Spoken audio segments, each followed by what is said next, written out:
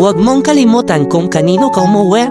Kapag bumuo ka ng pamilya, hindi lang yan para sa larawan o status.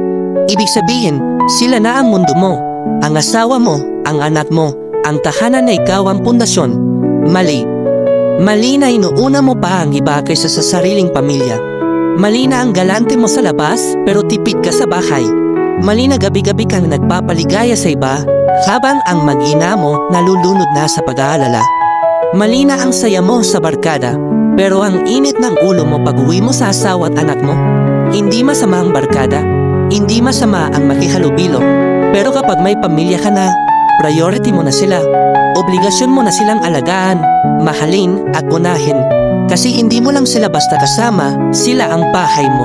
Sila ang dahilan bakit ka dapat umuwi. Yung mag-ina mo sayong-sayo lang sila umaasa. Wala silang ibang sandalan kundi ikaw. Kaya sana damhin mo kung gaano kahalaga ang presensya mo. Hindi lang para sa pambili, kundi para sa pagyakap, sa pag-unawa at sa pagmamahal. Pamilya mo yan, hindi sila pangalawa, hindi sila reserba, sila ang dapat nasa unahan.